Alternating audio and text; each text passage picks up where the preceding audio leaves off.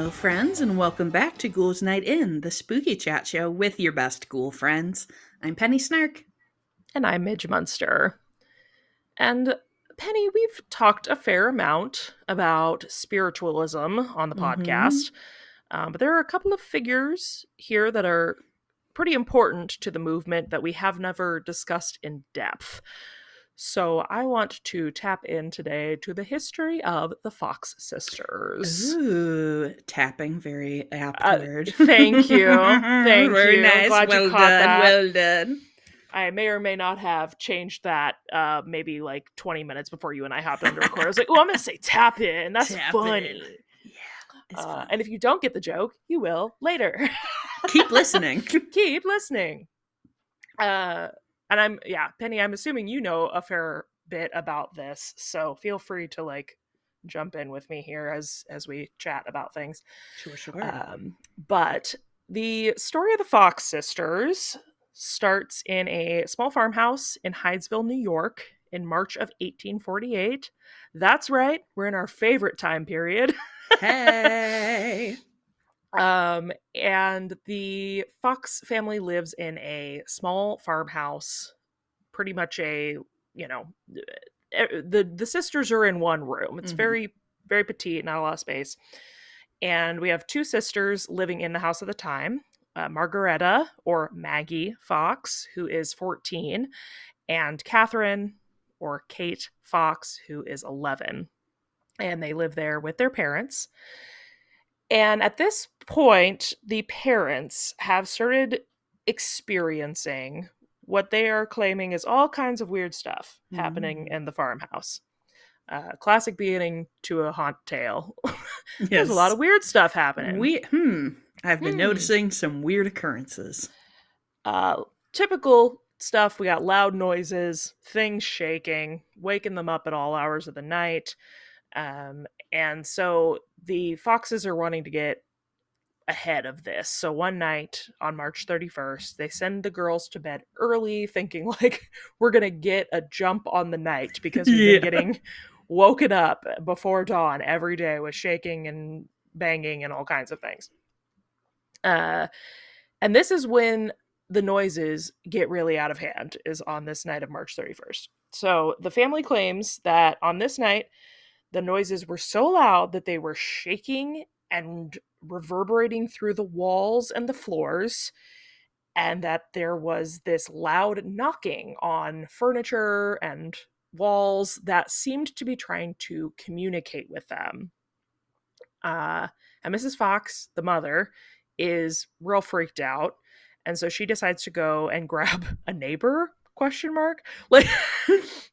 Children, fend for yourselves. She runs next door and goes and gets somebody. Brings a neighbor in to, I guess, corroborate what's happening. Yeah. I don't really understand. And I will say, I read probably 13 different accounts of this first farmhouse experience, and there's not a lot of accurate documentation. Sure, yeah. But this is the story that's most often agreed upon, that we bring the neighbor in, and the mother and the girls basically do a demonstration, and the girls start asking the entity for knocking, or what they call raps, to answer questions. And they set up kind of a parameter of this many knocks for yes, this many knocks for no. But specifically to prove that it's real, they have Mrs. Fox asks how many children she has, and there's 3 knocks. And then they ask how how old the girls are, and it does the correct numbers. And then this was the one that I thought was so funny. Supposedly they ask how old the neighbor is, and it raps 33 times, which is correct. This is so camp to me, imagining all of them just sitting there listening to something knock 33 times. And oh my god, I was like, is he gonna be 50? That'll take forever. Well, it's also funny because most account of what I could tell from the account, it's a female neighbor. So it's Oh also like kind yeah. of a read because 33 is like a spinster in 1848. So they're like, oh my God, you're 33? Wow. Wow. Spirit called you out. Don't have anything better to do than go to your neighbor's spooky house in the middle of And the listen to night? knocking Listen at to 2 some a.m. knocking, some shady knocking. Which I did not put this in my notes for this episode but we did talk about in a previous episode that the word poltergeist literally translates to knocking spirit. Yes, we This did. is kind of like how we start that idea of knockings Mm. around to communicate. But anyway, before we get too far ahead of this particular incident, as I mentioned, it's March 31st. Penny, what's the day after March 31st? It's April Fool's Day. Exactly. So it is widely believed that the girls was pulling pranks Yeah. the night of April Fool's Eve on their parents. But of course, because now a neighbor has witnessed this, news spreads like wildfire about something Mm-hmm. going on at the Fox farm. And neighbors and people from surrounding towns start coming around to witness the girls talking to the spirits.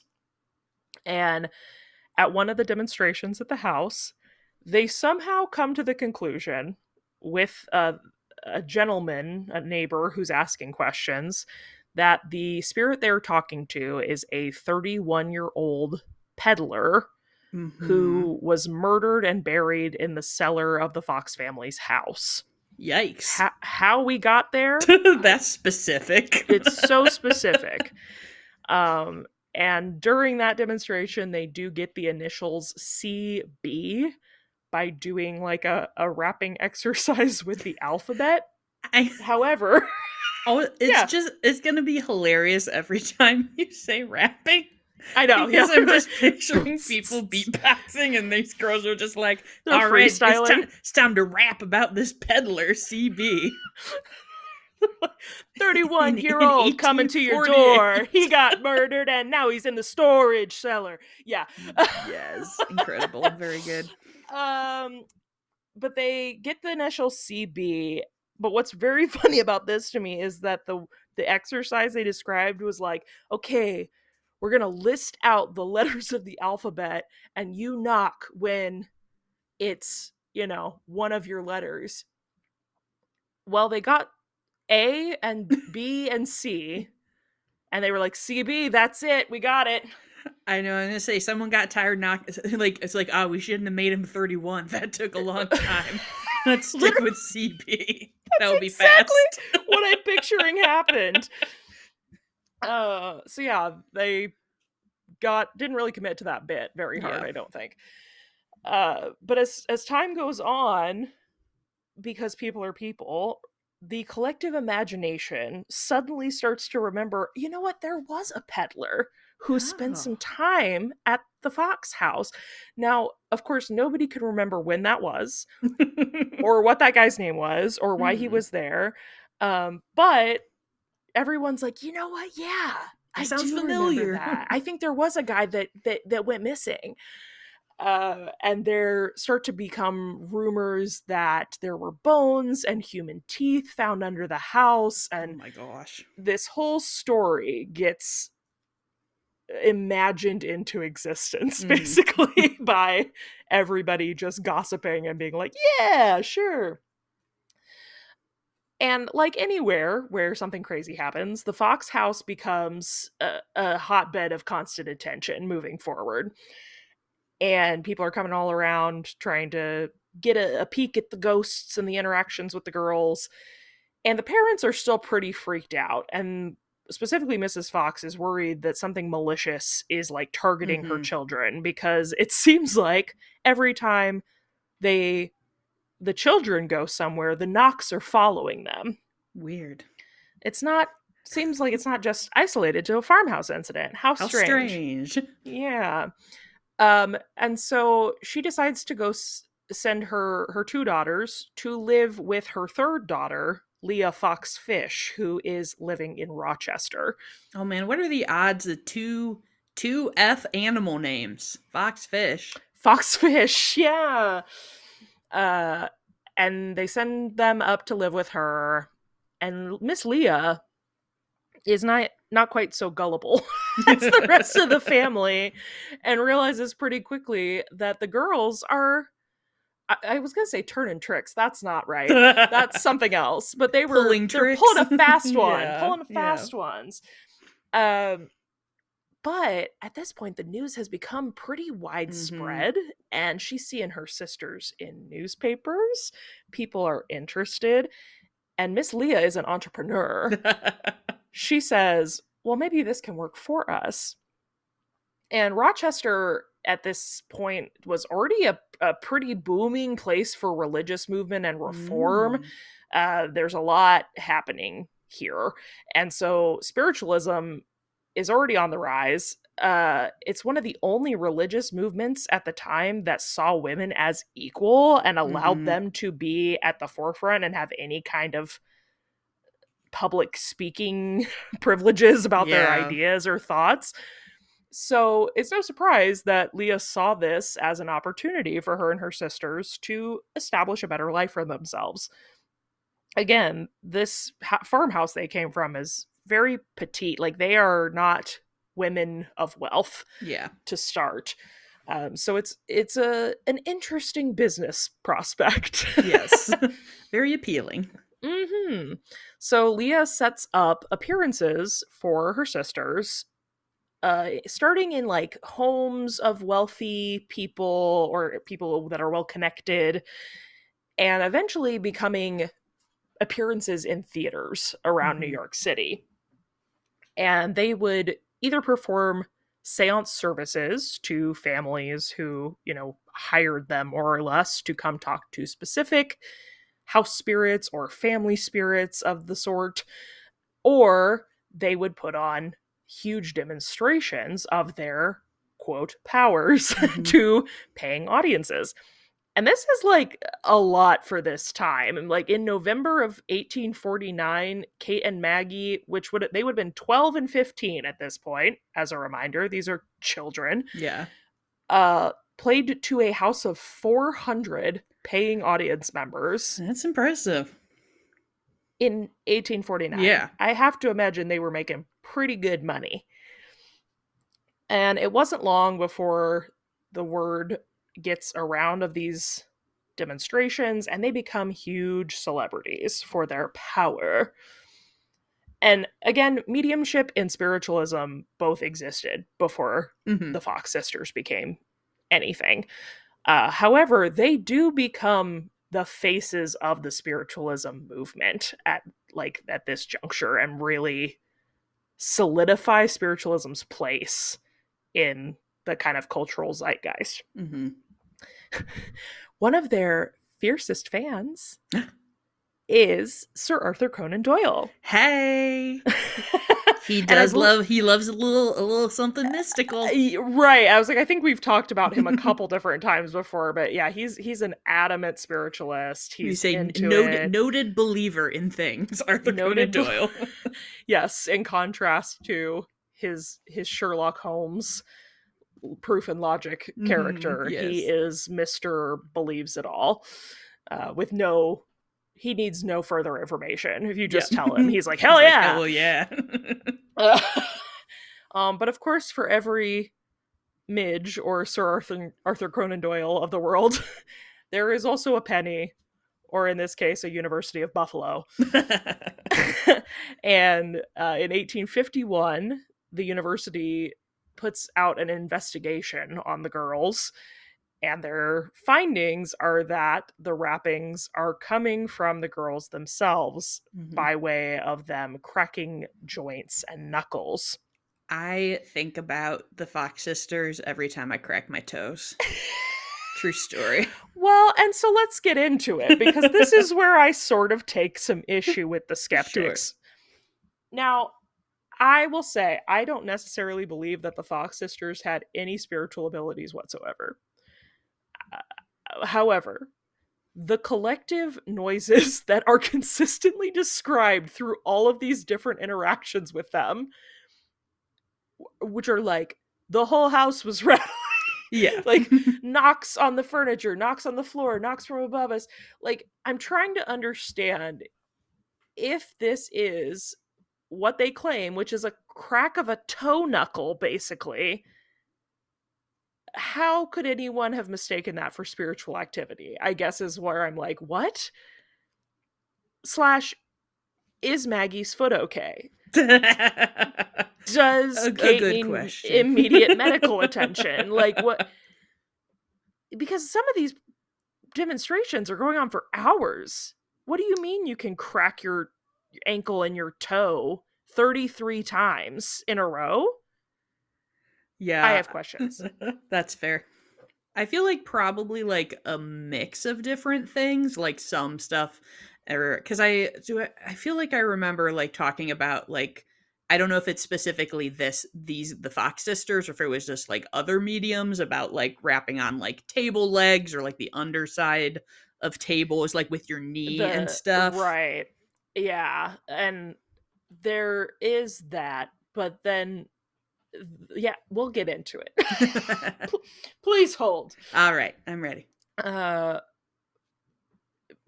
yeah, they're exposed basically. But also not, because people are saying we this is what we know is happening, but then they're not actually like able to show anybody that's what's happening. Mhm. So it's stirring up skepticism. But eventually, like, even some of the people who were on board with them at the start kind of become skeptic because of this. Now, there is another special connection here between the girls and another friend of the pod. Can you guess who that might be, Penny? It's not Charles Dickens. Is it Harry Houdini? Well, okay. Yes, he did also comment on them. Yeah, I was gonna say, I'm sure he had thoughts. He did. But in this case, it's P.T. Barnum. Oh, all right. We've got a full house this episode. We've got the gang's all here. This club has everything. It's a who's who of Ghouls Night In today. It is. So there's some belief that P.T. Barnum around 1850 had invited the Fox sisters to New York City to perform at the American Museum. There is not a specific record, like written record of them having interaction with P.T. Barnum, but what we do know for sure is that they stayed at Barnum's Hotel, like right around the corner from the American Museum. Great little media moment here. An editorial in the Scientific American made a stink about their arrival in New York City, calling the girls the, quote, spiritual knockers from Rochester. Spiritual knockers. So here's your $1 million idea. Someone from Rochester, please open a burlesque or strip club called Spiritual Knockers. I'm begging you. Please. Like in an old cathedral, please. That would be so good. Spiritual Knockers of Rochester is just waiting for you. Anywho, whether they were directly affiliated with Barnum or not, he was definitely aware of them. We know that. And it wouldn't be surprising, right? No, that like definitely. this would be far from the first time he had given publicity to like this kind of thing, a stunt or a hoax or a whatever you want, an act. But in 1865, in his book Humbugs of the World, he publicly denounced the sisters' abilities. So he was not a believer per se. Yeah. Now, let's say too, 1865, the tables had turned for the sisters, and it was maybe a convenient time for him to distance himself. Sure. Because we also know him to be a bit of a rapscallion. Yeah, I was gonna say also, I mean, not a person whose opinions of others I necessarily put a lot of stock in. Right. But things did, so this is where we're going to get into what you were talking about a bit, Penny. Things got worse in 1853 for the sisters because Charles G. Page published his findings in the book Psychomancy, Spirit Rappings, and Table Tippings. Mm. And this is like an in-depth dive of what you're talking about. Mm-hmm. Mediums knocking on table legs underneath the table, tipping the table with the knees, doing all kinds of stunts and Shenanigans, shenanery. yes. But he does specifically mention the Fox sisters and Mhm. talks about how the sounds were coming from under their conveniently long skirts. I mean, everyone's wearing a long skirt. Well, right.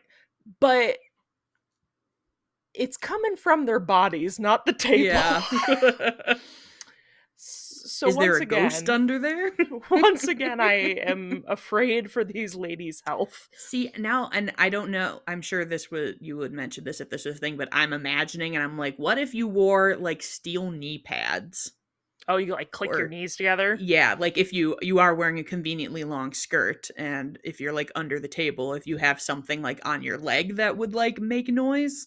This Wear is like just, tap shoes. yeah. push your If you heels down. Yeah, if you didn't think that your toes could make it through the entire seance, Sure. you needed to crack something. We have like a Dasani water bottle under Yeah, your the knee. loudest thing in the world. But even though the public pressure and scrutiny continued, there was also just a huge upswing of people joining spiritualism. Mhm. And so people wanted to believe. Oh, yeah. I mean, we've talked about this many times before. This is a period after the war. People are just wrought with grief, and so many people are hoping for proof of life after Totally. death or the ability to speak to their dead loved ones. And so they're really willing to believe just about anything thrown their way. Yeah. So the Foxes continue to enjoy a career for quite some time, even with this constant debunking happening. Mhm. But it was definitely not all fun and fame for them. They had been exposed to a higher social circle now because they are very popular. Mhm. And with that, they get exposed to alcohol, which is not usually Mm. something women would have had access to. And they both develop a bit of a dependency on it. Honestly, likely due to the immense pressure that they're being put under at the age Yeah. of 15. Right, I was gonna say, and like, 12. as, like, teens at best. Like, yeah, Yes. that's rough.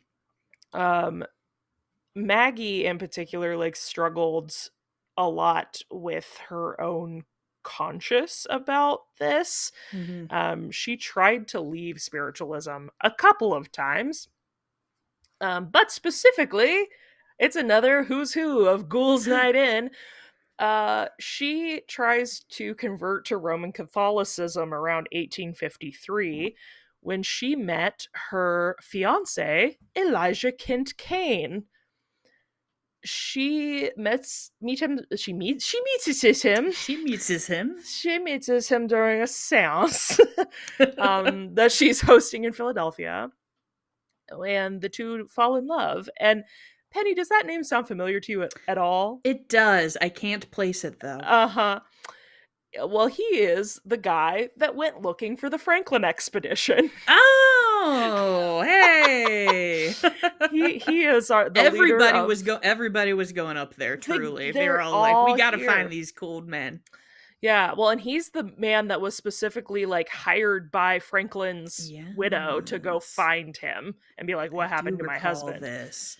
I can't believe I didn't remember this. Wow, I know. It's Fake, like you don't fake even care Franklin about fan. maritime disaster. But Caden was a pretty big deal. In fact, I read in one article that he, like, when he passed, his funeral was the biggest in American history until Abraham Lincoln's. Damn. So he's kind of a fancy man. Yeah. And where there is a fancy man in love with a weird woman, there's a family that's not happy about that. Does not approve. That is not like that at all. Mm. Yeah, and they're really unhappy with the fact that he is in a relationship with a known scam artist. Yep. And he goes on his expedition to go find Franklin. He comes back 18 months later, and his family is like, "We will disown you if you marry this woman." Mm. And he's like, "I don't give a beep." And then he marries her anyway, in a Quaker ceremony in 1856. They are wed. Cute. Yay. But also not yay, I was like, because I approve of everything so far, but I feel like I'm not gonna for long. yeah, well, unfortunately, Elijah died in 1857, the next Oh, year. He went on his trip to go back to yeah, the woman, the Jane Franklin, and tell her, "Hey, here's what we found, yeah. or didn't find, rather." um, and on that journey, he gets very ill, and he goes to Cuba, question mark, to Havana, to try to like get well, and dies there. Aw. And sadly, because his letters were not like making it home, Maggie finds out in the papers with Oh everyone else that her no. husband is Ugh. dead. So when she finds out he is dead, she has changed her name to Maggie Fox Kane at this point, Mm-hmm. and she goes to his family and is like, "Hello, it's me, Maggie. We were married in 1856, and I am his widow. I am entitled to part of his estate." And his family is like, "Absolutely, you are not." Yeah. That's Yeah. verbatim what they said in the So paperwork. They yeah. said, and she got nothing.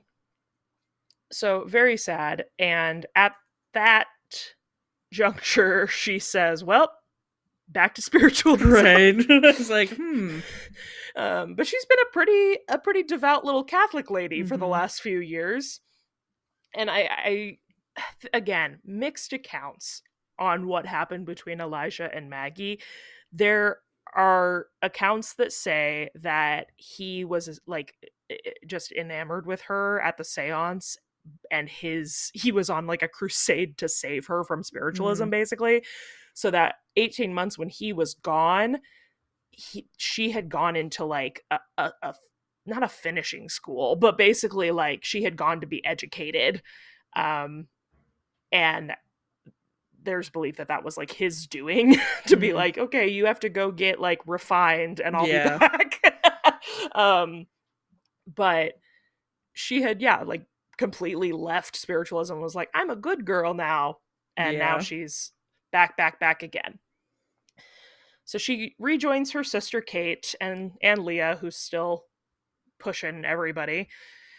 And she comes back and things are just not good, not the same as they were before. There are huge disagreements amongst the sisters. At but at the during the time that Maggie's been doing all this with Elijah, Kate has been married and widowed with Ooh. two sons, and she is also deep in the throes of alcoholism.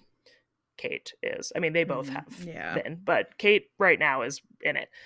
And their oldest sister Leah has started questioning Kate's ability to take care of her children, and that drives a huge wedge between Kate and Leah, Yeah. because obviously, how could it not? Sure. Um, and then Maggie now is struggling with her guilt because she's a good Catholic girl now. She Yeah. has all this guilt about their schemes and what spiritualism has done to grieving families and Mm-hmm. what have you. So Maggie comes forward and publicly confesses via the New York World paper. She puts out this huge article with them confirming the whole thing was a hoax, and she sells seats to a 3,000 seat demonstration where Nice. she live in real time shows people how it was done. And Penny, there weren't any metal knee pads. She Mm. does it with her She freaking does it with her toe. frickin' toes. And like doctors come out of the audience and come on stage and like hold her joints to make sure she's not like moving her leg, basically, that she can Yeah. do it without moving, so That's that it would, crazy. to show basically that it would be convincing enough if Yeah. she were sitting, um and again, 3,000 seat auditorium, and people are hearing this toe crack. Right? That must I be the I have loudest toe crack in the world. I honestly, Midge, I have had some toe cracks that felt like that, but I yeah, don't think but I could like, do it on demand for extended right. periods of time. Yeah, cracks on demand. That's crazy. It's Uh crazy. but yeah, she shows him how it's done, and she condemns at the demonstration, also verbally says, like, my sister and I have done bad stuff. It is my greatest sorrow that we have Oh, done yeah. this. But she also made $1,500 for this Pretty live sweet. confession. So was she sorry? I don't know.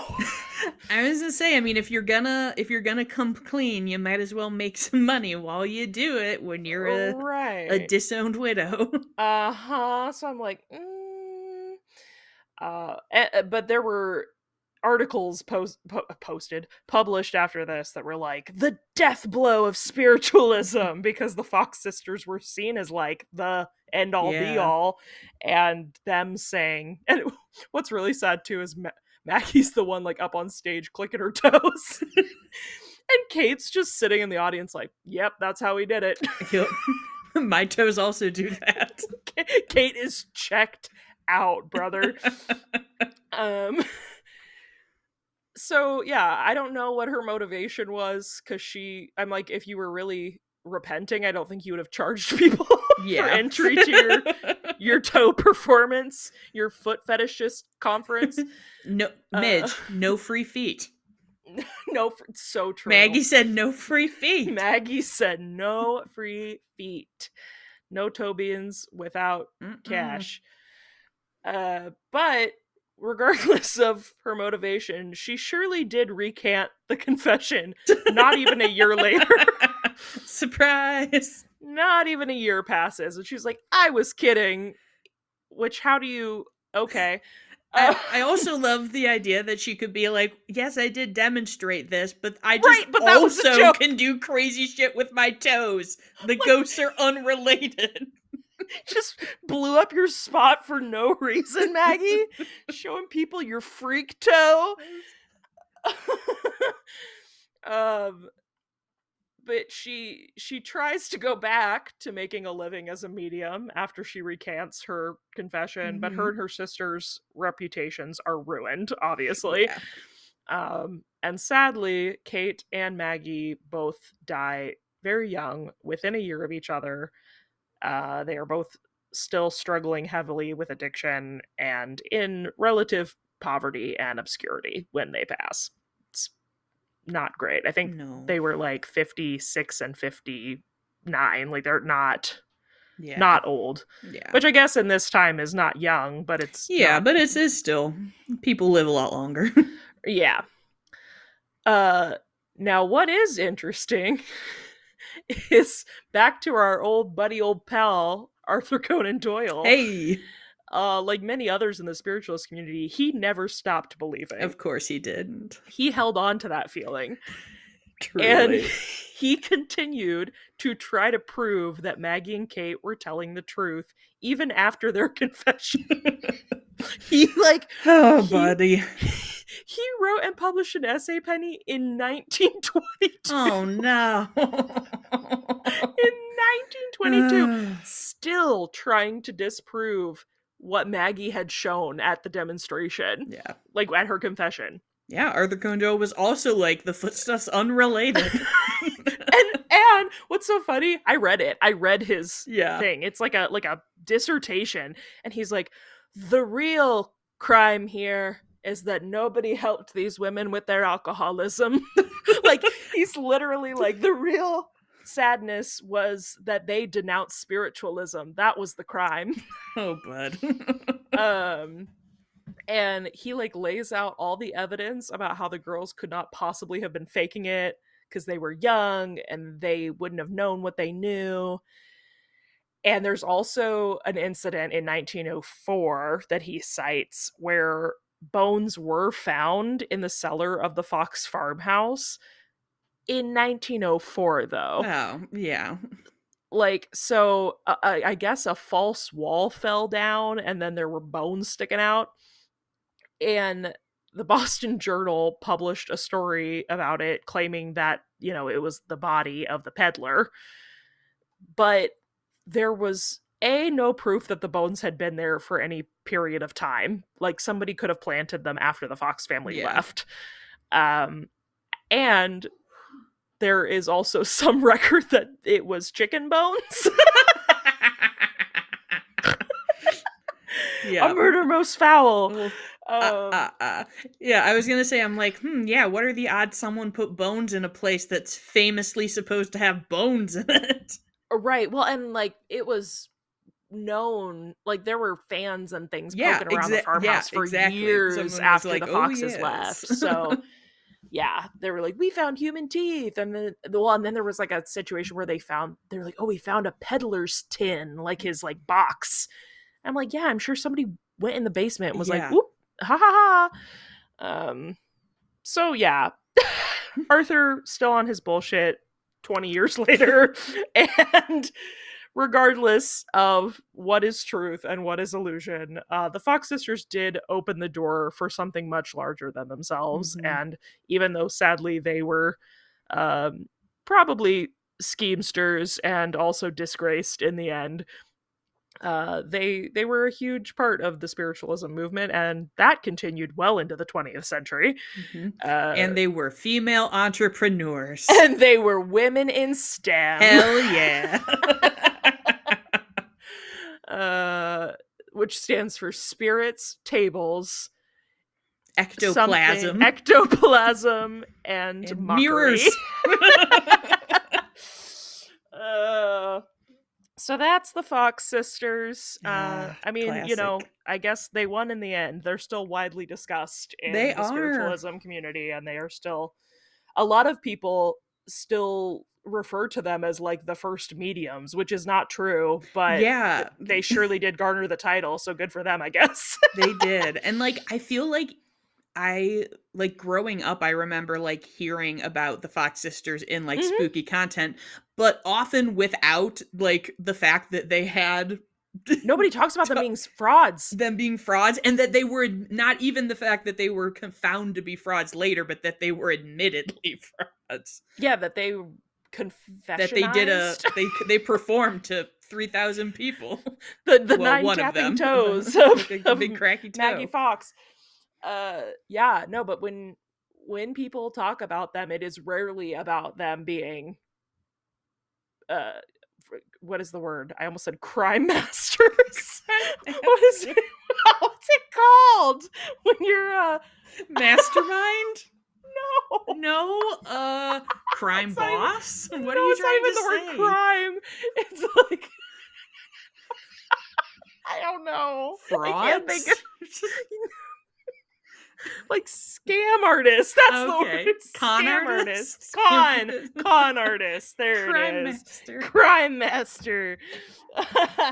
But yeah, nobody like hardly ever brings that aspect up. It's just like, yeah, they were women who were talking to ghosts before anybody was really into it. Which Right. like, I Not mean, people sisters like are to doing talk it to for ghosts. themselves. It's true. And they had a So third, potentially more problematic sister who pushed them into doing it, maybe. oh yeah, and then at the end, Leo was like, "I actually had nothing to do with that, and Oh, they're jerks for yeah. doing it." She kind Totally, of like Leah. just disappeared into the night when lived her life. So okay, Leah, pop off, queen. But yeah, this is really a story about two children playing pranks and adults who should have known better. Yeah, But R.I.P. Fox sisters, you were iconic. it's true. uh, Thank you all so much for listening. I hope this was interesting to you. If you have not heard about the Fox sisters, I also highly recommend you go check out the Drunk History episode that features them because it's really funny. Also, that's one of the first times I remember seeing them was back in the Drunk History days. Yes, Uh, classic times. If you enjoyed this show and you would like to let us know about it, we would love if you'd leave us some reviews wherever you listen. We are currently out of them, and that makes us very sad. It makes me want to So denounce sad. spiritualism. Ugh, totally. I'm gonna crack so many toes over this. If you would like to chat with us or suggest episode ideas, you can join us over on our Discord. That's been really fun, and we love talking to y'all over there. You can share your creative projects you're working on, show us your cemeteries you've been walking through, all kinds of things. Yes, all good stuff. And if you'd like to keep up with the podcast, you can find us over on Instagram at Ghouls Night in Pod. And if you're looking for me, you can find me all over the web at Midge Munster. And you can find me at Penny Snark. And until next time, Goodbye. bye.